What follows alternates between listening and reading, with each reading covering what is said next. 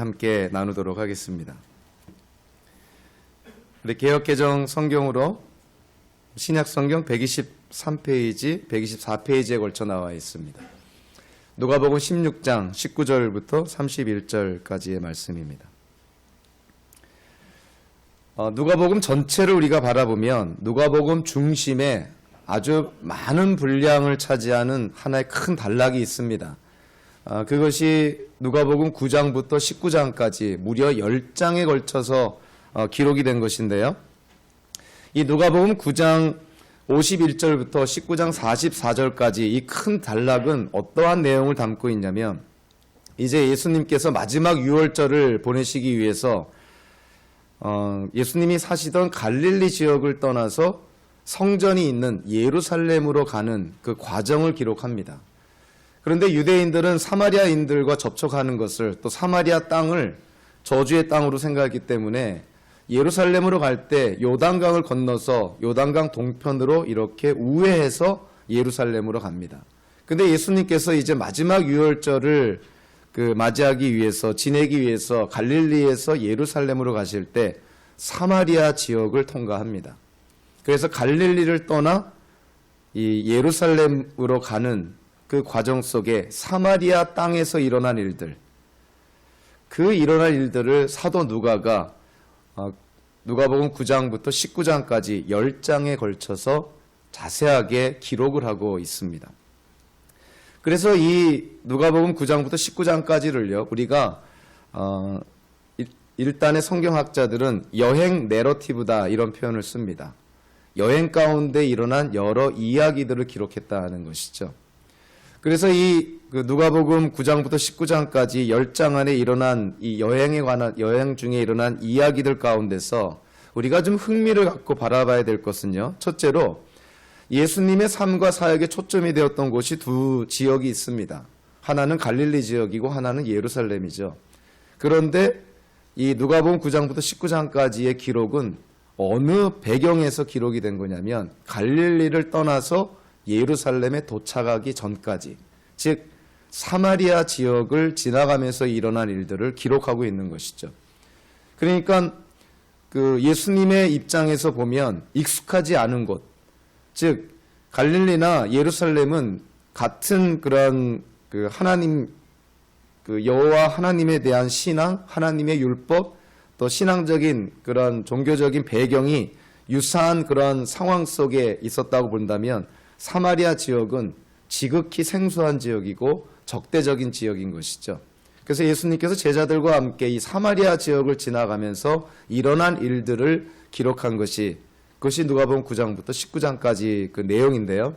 이것이 현대에 사는 우리에게 참 적용성이 있는 것이 뭐냐면, 우리도 주일과 주일 사이, 즉 평일날에는 우리 기독교인의 삶의 적대적인 상황 속에서 우리는 살아갑니다. 즉 우리는 이 세상에서 산다는 것이죠. 마치 예수님께서 갈릴리를 떠나 예루살렘에 가시기 위해서 사마리아 땅을 지나가는 것처럼 우리는 주일과 주일 사이에 평일에 사마리아 지역과 같은 곳에서 우리는 생활하게 됩니다. 어떤 분들한테는 학교가 사마리아에 있을 수가 있고, 직장이, 사업터가 사마리아에 있을 수가 있는 것이죠.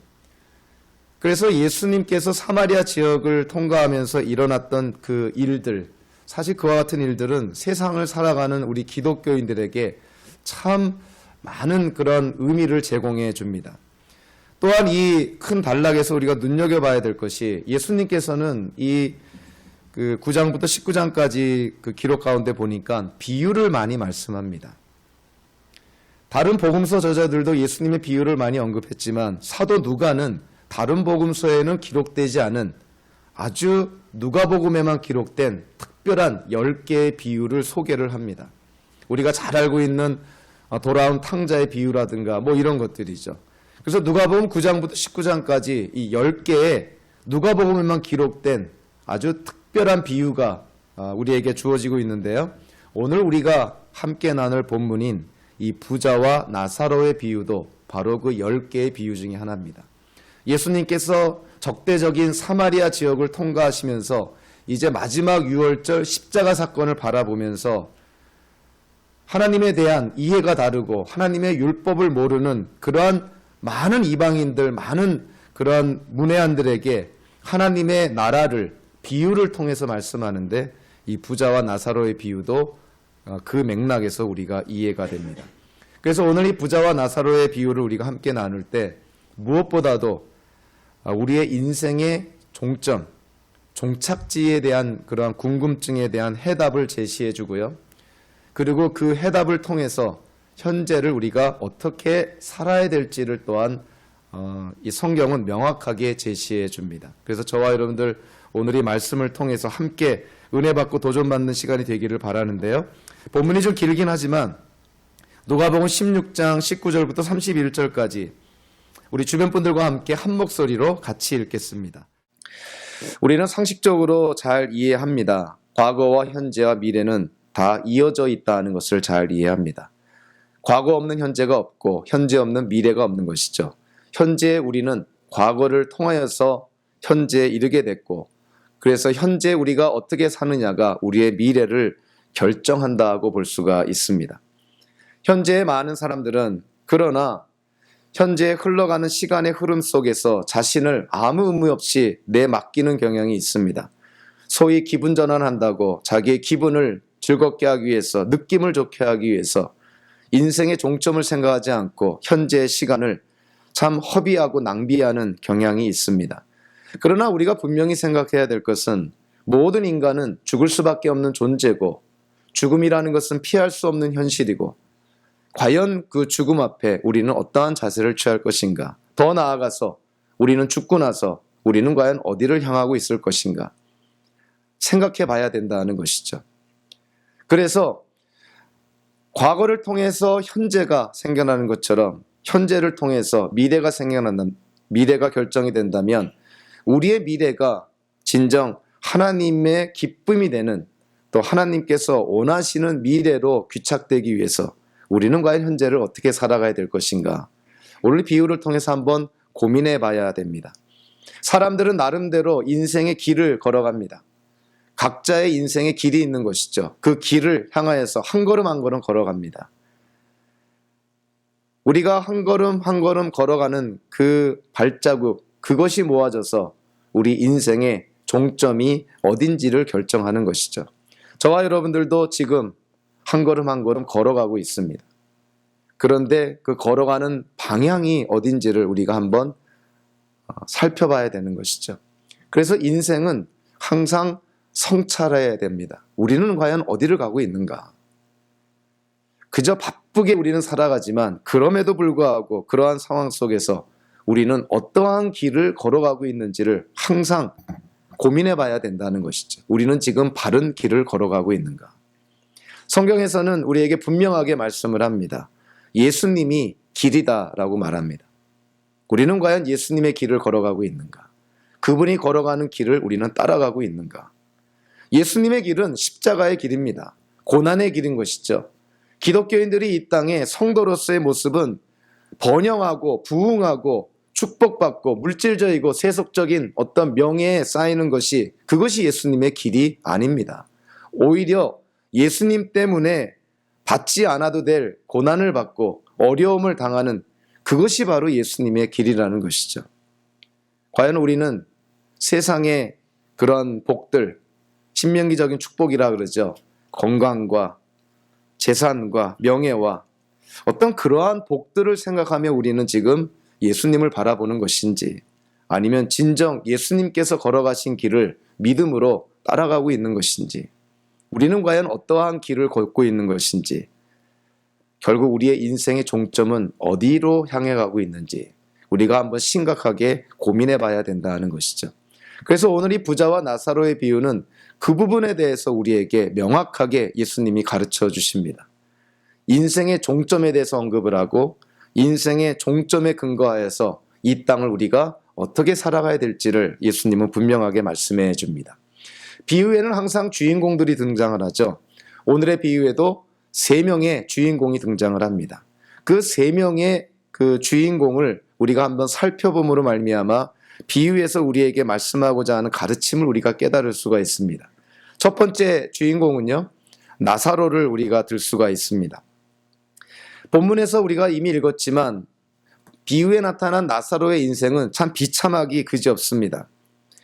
20절과 21절을 보니까 거지인 나사로가 헌데투성이로 부자의 대문 앞에 버려졌다. 그리고 부자의 상에서 떨어지는 그러한 빵 조각 같은 거를 먹음으로 생명을 연장하고 있고, 온갖 피부병에 걸려 있는데 개들이 와서 그 피부병 앓는 그 헌데를 핥더라, 이렇게 묘사하고 있습니다. 원어적으로 보면 이 나사로가 그의 대문 앞에 버려졌다고 했을 때 이 버려졌다는 단어가 사실은 원어적으로는 던져졌다는 의미입니다. 그러니까 거지 나사로를 누군가가 대문 앞에 던져버린 것이죠. 공동체에 속하지도 못하고 가족들로부터 버림받고 누구한테라도 도움을 받지 못하는 그러한 나사로의 모습을 보게 됩니다. 그가 부자의 대문 앞에 던져졌다, 버려졌다, 이렇게 성경은 묘사를 합니다. 그는 피부병을 앓고 있어서 개들이 와서 그 헌데를 핥더라. 생각만 해도 지저분한데요. 여기서 말하는 개는 우리가 집에서 기르는 애완동물이 아닙니다. 버려진 길거리에 사는 들개 같은 것이죠. 아주 더럽고 흉악한 그런 들개들이 나사로의 그런 헌데, 그 피부병 앓고 있는 그 헌데를 핥더라, 이렇게 얘기를 합니다. 더 나아가 부자의 상에서 떨어지는 부스러기를 먹고 지금 생명을 연장하고 있는데요. 이 당시에 부자들은 손을 씻기 위해서 큰 빵 조각으로 손을 씻었다 그러죠. 자기 손을 씻고 난 그 빵 조각, 그것들을 버렸는데 나사로가 아마도 그 빵 조각을 먹었을 거라는 것이죠.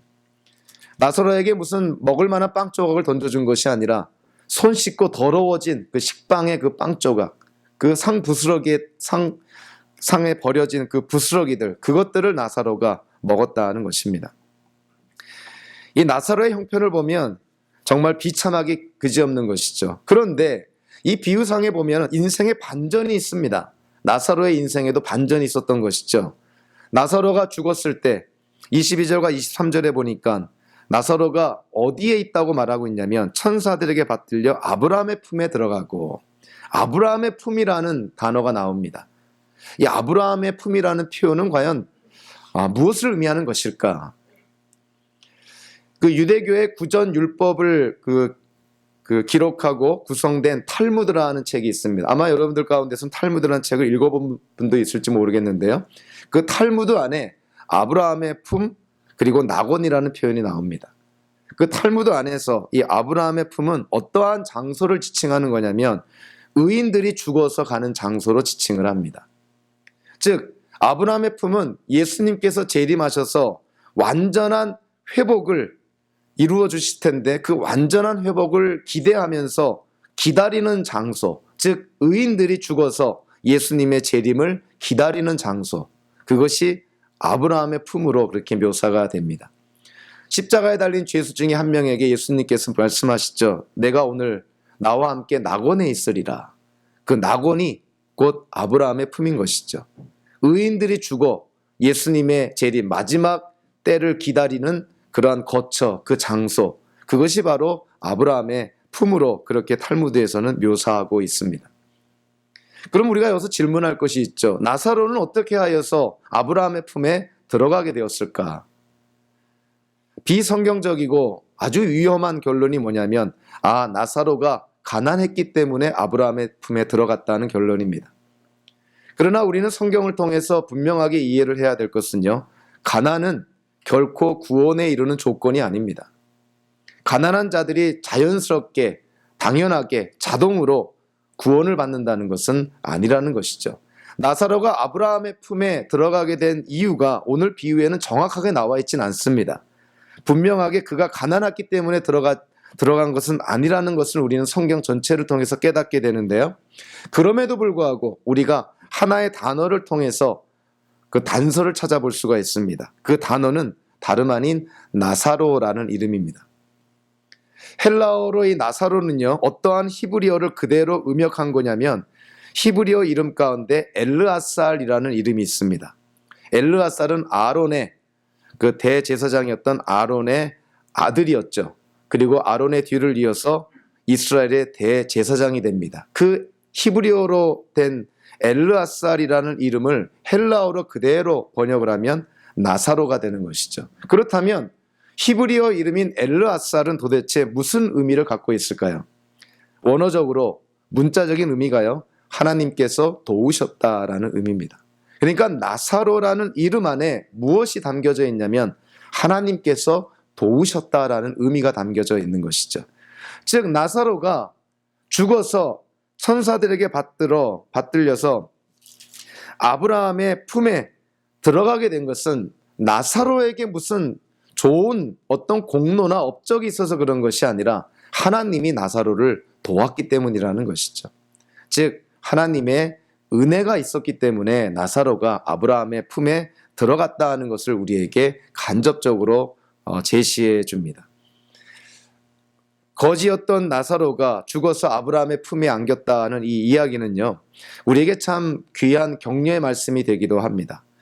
예수님께서 하나님의 나라를 위해서 어떤 일꾼들을 택하실 때, 제자들을 택하실 때, 하나님의 나라의 백성들을 택하실 때 복음서를 통해서 우리가 알 수 있는 것은 예수님은 결코 그 당시에 권세 있고 재물 있고 영향력이 있는 사람들을 택하지 않습니다. 물론 니고데모나 아리마대 요셉과 같은 그런 영향력 있고 재물이 있는 사람들도 하나님의 나라의 백성이 되긴 했지만 예수님께서 복음서를 통해서 그 당시에 권력 있고 영향력 있고 재물 있고 사회적인 지위가 높은 사람들을 일부러 찾아갔다는 기록은 한 군데도 나와 있지 않습니다. 하나님의 나라의 백성이 되는 사람들을 바라보면 그 당시 사회 기준으로 봤을 때 전혀 기준에 합당하지 않은 사람들, 사회에서 버림받고 소외받고 인정받지 못한 사람들, 그들이 하나님의 나라의 백성들이 됩니다. 예수님이 그러한 사람들을 찾아 나선 것이죠. 그와 같은 맥락에서요, 사도 바울도 고린도전서 1장 28절에서 고린도 교회 성도들에게 이렇게 얘기를 합니다. 하나님께서 세상에 천한 것들과 멸시받는 것들과 없는 것들을 택하사 있는 것들을 폐하려 하시나니, 고린도 교회 기독교인들 여러분들이 서로 파당을 짓고 서로 잘났다고 교만하고 거만해져서 손가락질하면서 싸우고 분열하고 다투고 있는데 여러분들은 그럴 처지가 아닙니다. 세상 기준으로 봤을 때 잘난 것이 전혀 없는 여러분들을 하나님의 은혜로 택하여서 성도 삼아줬는데 뭐가 잘났다고 서로 패거리를 지어서 서로 싸우고 정죄하고 손가락질합니까? 그럴 수 없습니다. 그것이 사도 바울이 고린도전서에서 고린도 교회 성도들에게 전한 메시지입니다. 우리에게 전한 메시지이기도 하죠. 우리가 하나님의 자녀가 되었다는 것, 구원과 영생을 축복을 그러한 약속을 우리가 받았다는 것, 우리에게 무슨 근거가 있고 어떠한 좋은 조건이 있어서 그렇게 된 것이 아니라는 것이죠. 나사로의 이름처럼 하나님의 은혜로 우리에게 주어진 것입니다. 그래서 우리가 우리 자신을 자랑할 것은 전혀 없는 것이죠. 그래서 사도 바울이 고린도전서 1장 30절에서 자랑하려거든 주 안에서 자랑하라. 구약 성경을 인용한 것인데 사실은 주 안에서 자랑하라는 것은 다름 아닌 주를 자랑하라는 것입니다. 우리가 자랑할 것이 있으면 우리를 구원하여 주신 예수님을 자랑하라는 것이죠. 자, 오늘 비유에서요, 두 번째 그 주인공을 바라보는데 그는 다름 아닌 부자입니다. 특정한 이름도 나와 있지 않은 한 부자를 언급을 합니다. 19절에 보니까 이 부자에 대해서 언급을 하는데 자색 옷과 고운 베옷을 입고 날마다 호화롭게 즐기더라. 이 당시에 물감이 굉장히 귀했는데요, 자색이라는 이 물감을 만들기 위해서는 그 당시 지중해에서 채취가 되는 뿔고동이라는 것이 있는데 이 뿔고동이 그 자주색을 만드는 주 원료였습니다.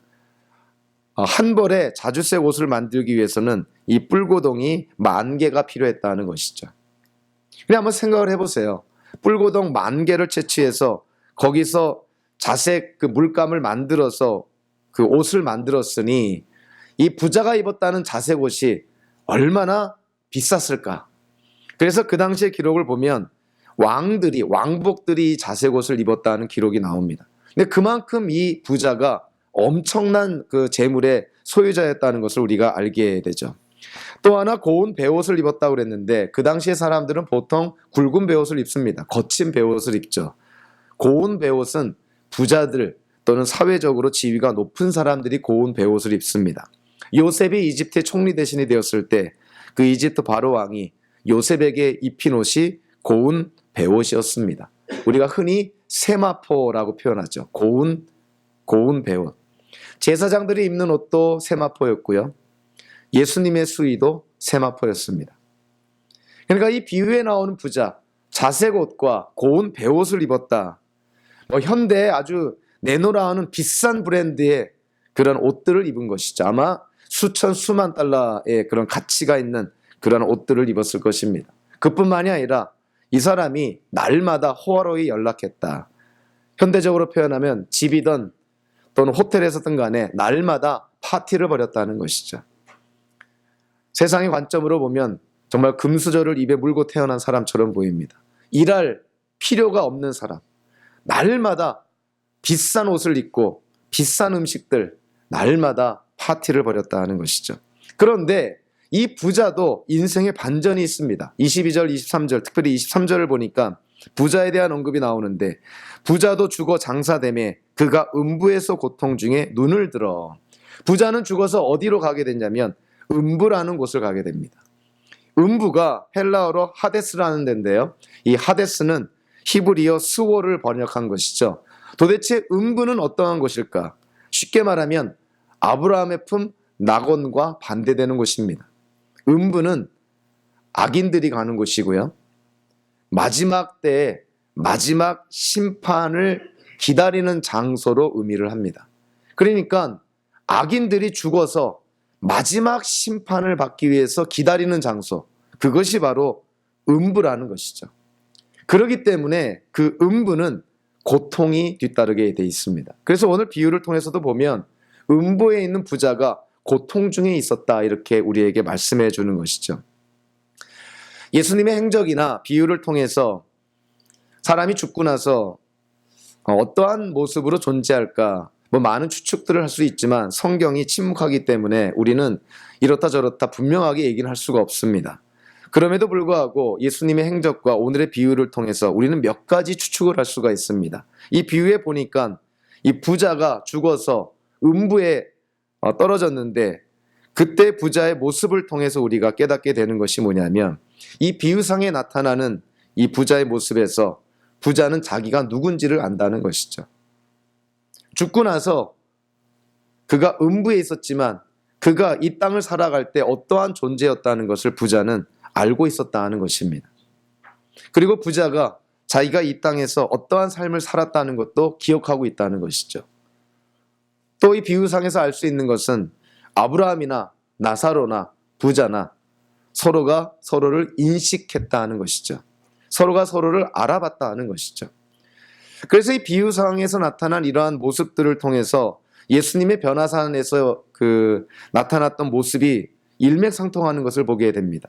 예수님께서 산에 올라갔을 때 산에서 영광스러운 모습으로 변화되고 그 영광스러운 모습으로 변화된 후에 구약 성도들의 대표성을 띠는 모세와 엘리야와 대화하는 장면이 기록이 됩니다. 모세와 엘리야, 구약 시대의 성도들, 이들이 예수님과 만나서 대화하는 장면이 목격이 된 것이죠. 그래서 우리가 이 예수님의 행적과 오늘 이 부자와 나사로의 비유를 통해서 알 수 있는 것은, 최소한도로 우리가 추측할 수 있는 것은, 우리가 다 죽으면 서로가 서로를 적어도 알아보게 된다는 것이죠. 그래서 우리가 이 땅에서 맺은 저와 여러분들의 관계는 우리가 죽어서 끊어지는 것이 아니라 사실은 오는 세상에서 영원히 존재합니다. 그러니 이 땅에서 잘 지내야겠죠. 사이가 안 좋고 오는 세상에서 만나면 얼마나 불편하겠어요. 그리고 우리가 잘 살아야 됩니다. 오는 세상에서 우리가 만났는데 너도 왔니? 이런 말 들으면 안 되겠죠. 당연히 올 사람이 와야지. 뜻밖이네. 너도 왔어? 예수님의 행적을 통해서 우리는 서로 분명히 알아는 봅니다. 저는 거기에 대한 확신이 있습니다. 우리 분명히 알아볼 것입니다. 그리고 완전치는 않지만 부자처럼 아마도 우리도 이 땅에 살 때 우리의 인생을 돌아보지 않을까. 그래서 그러한 인생 속에서도 하나님의 은혜를 더 많이 깨닫지 않을까, 이런 생각을 하게 됩니다. 이 부자가 죽어서 음부에 떨어진 이유가 과연 무엇일까? 우리가 한번 비유를 통해서 좀 찾아봐야 됩니다.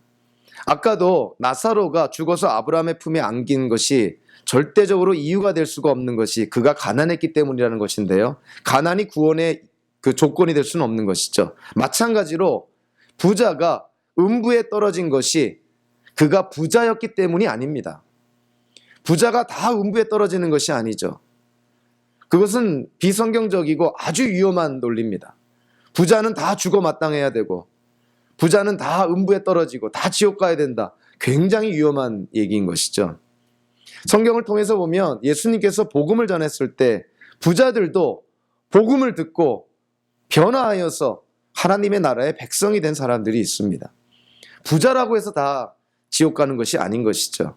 물론 예수님의 말씀을 통해서 보니까 그 낙타가, 그 부자가 이 하나님 나라에 들어가는 것이 낙타가 바늘귀에 들어가는 것만큼이나 어렵다, 이런 얘기를 하죠. 거기에는 충분한 근거가 있습니다. 왜냐하면 재물에 관심이 집중된 사람, 특별히 물질에 집중된 사람, 이 만머니즘에 빠진 사람, 하나님의 나라에 합당치 않습니다. 물질이 모든 것의 삶의 우선순위라고 생각한다면 하나님 나라의 백성에 합당치 않은 것이죠. 그래서 물질에 사로잡힌 이 부자들이 하나님의 나라에 들어가기가 그만큼 어렵다는 것이죠.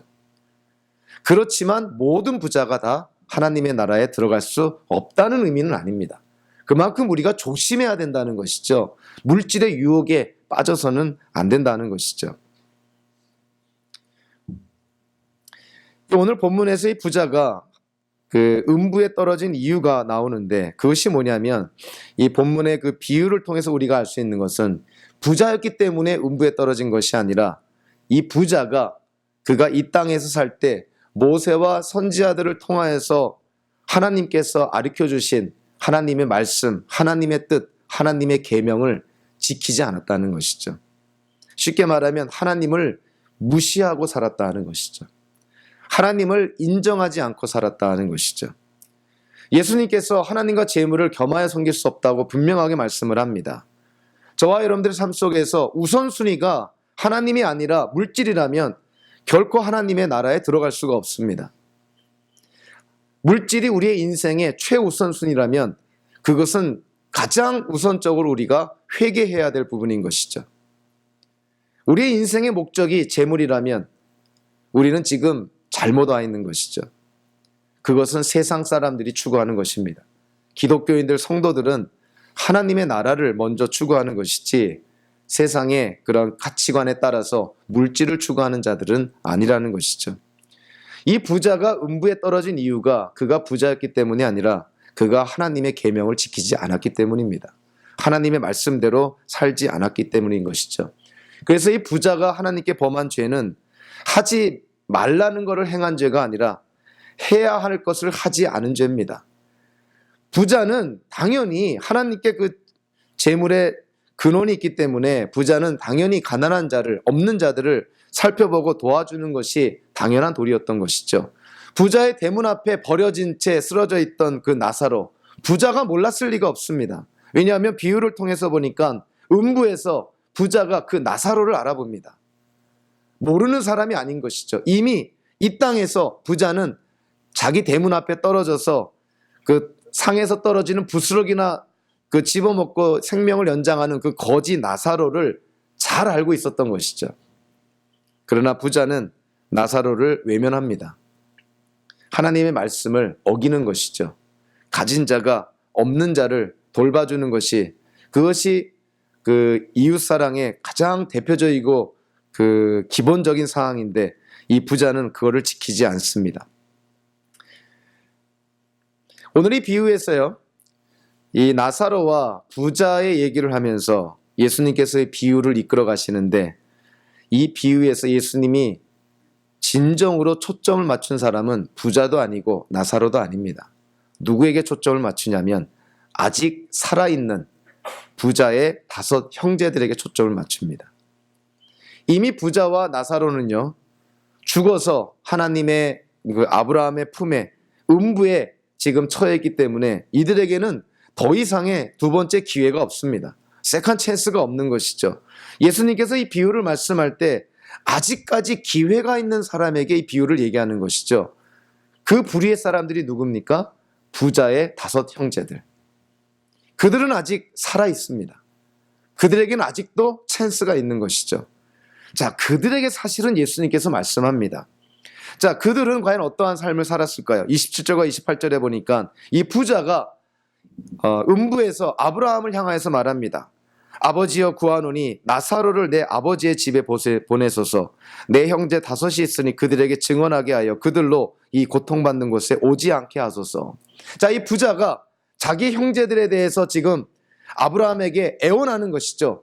죽은 나사로를 자기 집에 보내서 자기 형제들이 이 음부에 오지 않도록 그렇게 선처해 주십시오. 그걸 통해서 우리가 알 수 있는 것이 뭡니까? 부자의 5 형제도 지금 음부에 있는 부자와 별반 다름없는 삶을 살아가고 있다는 것이죠. 만약에 이 부자의 5 형제가 이 부자처럼 회개하지 않고 죽는다면 자기처럼 음부에 떨어질 거라는 것이죠. 그러니까 이 부자가 이 음부에서 자기의 5 형제들을 생각하면서 그들은 여기에 오지 않게 하기 위해서 나사로를 보내달라 이렇게 애청하는 것이죠. 여기에 대해서 아브라함이 얘기를 합니다. 29절과 31절에 보니까 29절에 이렇게 말하죠. 아브라함이 이르되 그들에게 모세와 선지자들이 있으니 그들에게 들을지니라. 부자의 5 형제가 음부에 오지 않기 위해서는 이 아브라함이 뭐라고 얘기를 하냐면 모세와 선지자들로부터 들은 하나님의 말씀과 계명을 지켜 행하도록 하라는 것이죠. 그래야만 음부에 오지 않는다는 것입니다. 그래도 이 부자가 간청을 합니다. 그래도 죽은 나사로가 부활하여서 자기 형제들에게 나타나면 그들이 회개하지 않겠습니까?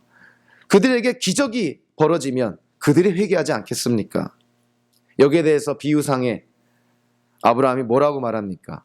모세와 선지자들에게 듣지 아니하면 비록 죽은 자 가운데서 살아나는 자가 있을지라도 고난을 받지 아니하리라. 다른 말로 하면 하나님의 말씀을 지켜 행하지 않는다면 비록 눈앞에서 죽은 자가 살아나는 기적이 행해져도 믿지 않는다는 것이죠. 눈앞에 기적이 일어나도 회개하지 않는다는 것입니다. 우리에게 기적이 일어난다고 해서 믿게 되는 것은 아니라는 것이죠. 이 비유를 통해서 우리가 조심스럽게 우리가 이해해야 할 부분이 있습니다. 부활이 반드시 회개를 이끌지 않는다는 것이죠. 이 비유상에서도 예수님의 말씀이 그겁니다. 죽은 나사로가 부활한다고 해서 부자의 5 형제, 너의 형제가 반드시 회개하는 것은 아니다. 기적이 눈앞에 벌어져도 반드시 회개하는 것은 아니다라고 얘기를 하죠. 예수님께서 복음서에서 말씀하신 비유 가운데요, 유일하게 특정한 이름을 대고 말씀한 비유가 바로 이 부자와 나사로의 비유입니다. 나사로라는 이름만이 유일하게 비유상에 나타난 그 특별한 이름인 것이죠. 다른 비유들은 보통 이렇게 어떠한 사람, 어떤 왕이, 어떤 종이 뭐 이렇게 표현하는데 이 비유에서만큼은 나사로라는 이름을 특별히 언급을 합니다. 그래서 어떤 성경학자들은요, 예수님께서 이 비유상에 이 나사로라는 이름을 특별히 거명한 것에 대해서 실질적으로 존재했던 나사로와 관련이 있지 않나 이렇게 생각하는 학자들도 있습니다. 그래서요, 요한복음 11장에 나타난 특별히 나사로의 죽음을 우리가 살펴보면 오늘의 비유와 일맥상통하는 부분이 있습니다. 요한복음 11장에서는 죽은 나사로가 부활하는 장면이 나옵니다. 나사로가 죽은 지 3일이 됐습니다. 지금 무덤 안에서 수의를 입고 있는 상태에서 살이 썩어가고 있는 것이죠. 3일째 됐다 그러면 이미 시체가 썩어가고 있습니다. 예수님께서 그 무덤을 향하여서 나사로야 나오너라 그럽니다. 나사로가 살아서 걸어 나오죠. 수의를 입은 채로 썩은 냄새를 풍기면서 나사로가 무덤에서 걸어 나옵니다. 예수님께서 죽은 나사로를 부활시키셨을 때 그때 그 주변에 많은 유대인들이 있었습니다.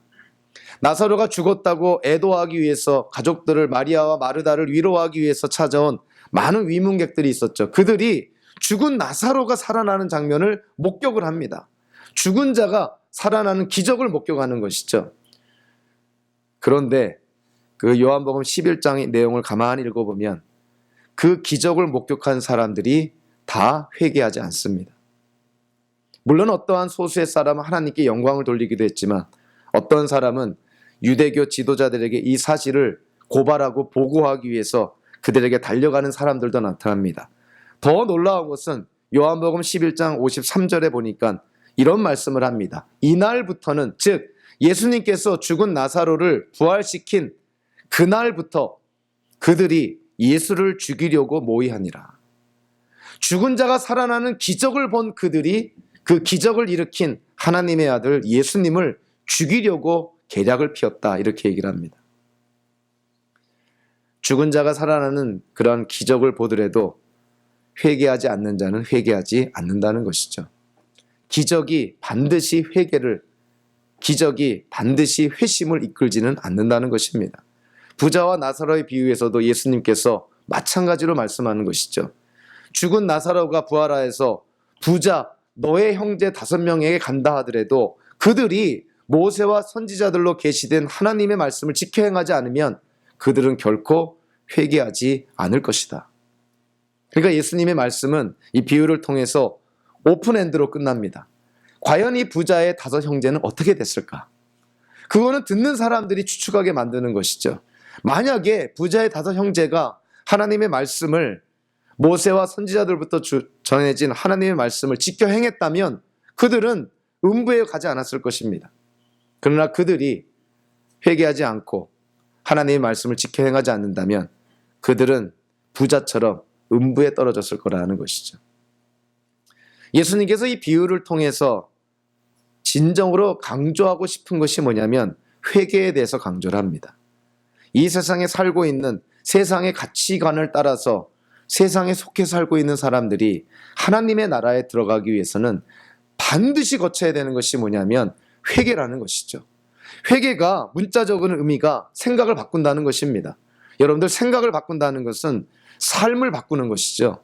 가던 길을 돌이키는 것이죠.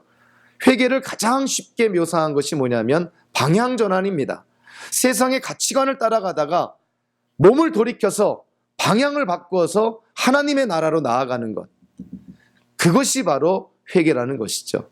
그것이 없다면, 그러한 방향전환이 없다면 죽은 자가 살아나는 기적을 눈앞에서 목격하더라도 하나님의 나라에 들어갈 수 없다는 것입니다. 예수님의 말씀은 그거죠. 회개가 얼마나 긴급한 일이냐. 언제 죽을지 모르는데 빨리 회개해야 되지 않겠느냐. 또 하나는 회개는 당면성이 있다는 것입니다. 당연히 해야 된다는 것이죠. 회개 없이 하나님의 나라에 절대 들어가지 못한다는 것입니다. 이 세상의 가치관을 따라가면서 돈이 인생의 목적인 것을 추구하며 살아가면서 하나님의 나라에는 절대로 들어가지 못한다는 것이죠. 맘모니즘을 추구하면서 하나님의 나라에 들어갈 수는 없다는 것입니다. 부자는 너무 늦은 것이죠. 비유상에 나타난 부자, 음부에서 깨닫게 됩니다. 아, 내가 그렇게 살면 안 됐을 거를, 그렇게 살지 말았어야 될 것을. 그래서 후회하는 마음에 비유상에서 그는 아브라함에게 요청하는 것이죠. 죽은 나사로를 내 형제들에게 보내주십시오. 그래서 죽은 나사로를 통해서 내 형제들이라도 여기에 오지 않게 해주십시오. 비유상에서 예수님의 말씀은 그것입니다. 하나님의 말씀을 지켜 행하지 않으면 눈앞에 기적이 일어나도 회개하지 않는다. 저와 여러분들, 우리가 이 땅을 살아갈 때 우리는 어디에다가 초점을 맞추고 살아가고 있습니까? 전도서를 통해서 보니까 지혜로운 자는 그의 마음이 초상집에 있다 그랬습니다.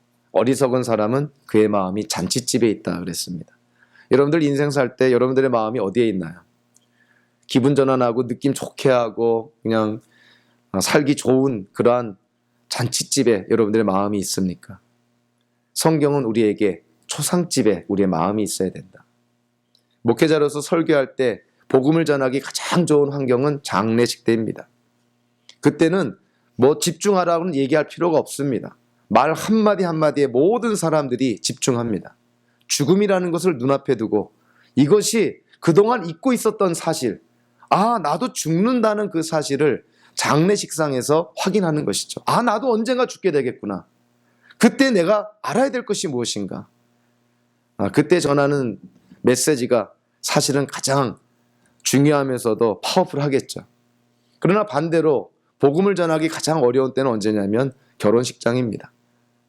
신랑 신부도 딴 생각하고 있고 하객들도 빨리 끝나고 뭐 먹을까 뭐 한번 놀까 이 생각이 잔치집에 있는 사람들은 복음이 들어가질 않습니다. 저와 여러분들 인생 살 때 우리의 관심과 초점이 어디로 가야 됩니까? 잔치집에 가 있으면 부자꼴 납니다. 세상의 끝이 안 오는 것 같죠. 자기는 천년만년 살 것 같죠. 결국 우리는 다 죽게 되고 하나님 앞에 우리는 다 서게 됩니다. 그러나 초상집에 마음이 있는 사람, 죽음을 염두에 두고 살아가는 사람, 하루하루가 귀한 것이죠. 우리가 죽는다는 것을 전제하고 이 땅을 살아간다면 우리가 어떻게 살아가야 될지 명확하게 제시가 됩니다. 우리가 죽었을 때 우리에게 의미 있는 삶이 과연 무엇일까 한번 생각해 봐야 된다는 것이죠. 창세기 4장 26절에 보니까 이런 말이 있습니다. 아담이 자기 아내와 동침함에 그가 아들을 낳아 그의 이름을 셋이라 하였으니 이는 하나님이 내게 가인이 죽인 아벨 대신에 다른 씨를 주셨다 함이며 셋도 아들을 낳고 그의 이름을 에노스라 하였으며 그때의 사람들이 비로소 여호와의 이름을 불렀더라. 에노스라는 셋이 아담의 아들 셋이 에노스를 낳았을 때 그때서야 사람들이 비로소 여호와의 이름을 불렀더라. 에노스라는 이름이 과연 무슨 뜻일까? 물론 에노스는 셋의 아들의 이름입니다. 그러나 에노스라는 이름이 갖고 있는 문자적인 의미가 있어요. 에노스. 그 문자적인 의미가 뭐냐면 죽을 수밖에 없는 존재라는 의미입니다. 사람들이 내가 죽을 수밖에 없는 존재라는 것을 깨달았을 때 누구를 찾았다고 말하고 있냐면 여호와의 이름을 불렀더라. 죽음이라는 것을 깨닫게 됐을 때 하나님을 찾았다 하는 것이죠. 그래서 지혜로운 자들은 초상집에 마음이 가 있습니다. 죽음을 우리는 전제하고 죽음을 염두에 두고 죽음은 피할 수 없는 현실이라는 걸 염두에 두고 우리가 이 땅을 살아가야 된다는 것이죠. 저와 여러분들 남은 인생이 얼마인지는 사람들마다 다 다르죠. 그러나 이 땅에서의 하루하루의 삶, 우리가 어떠한 길을 걸어가고 있느냐가 우리의 인생의 종착지를 결정을 합니다. 예수님께서 비유를 통해서 말씀하시죠. 모세와 선지자를 통해서 알려진 하나님의 말씀을 지키지 않는다면 눈앞에서 어떠한 기적이 일어나도 회개하지 않는다. 즉 우리에게 주는 말씀은 하나님의 말씀을 지켜 순종하라는 것이죠. 그리고 세상을 향했던 마음을 돌이켜서 회개하여서 하나님을 향하여서 방향전환하라는 것입니다. 그 회개가 있을 때 우리는 하나님의 나라에 들어간다 하는 것이죠.